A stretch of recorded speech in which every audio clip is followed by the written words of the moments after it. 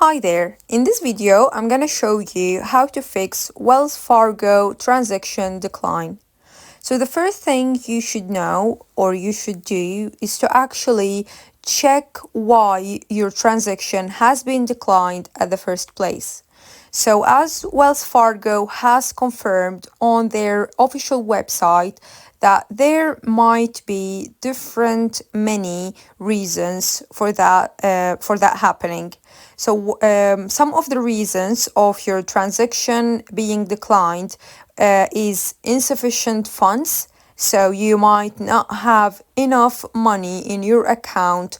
So this is why your transaction has been declined. So double check if you have enough funds on your account before making a transaction.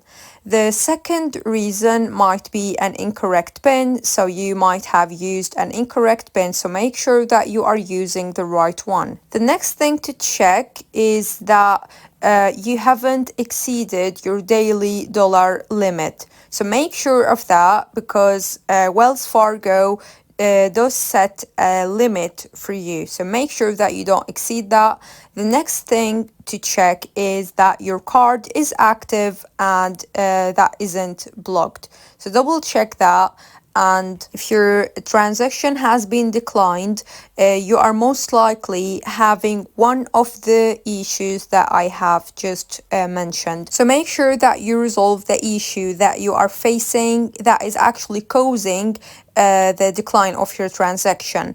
And if that doesn't work, then the last thing you can do is to contact Wells Fargo help center or support team, and you can go from there.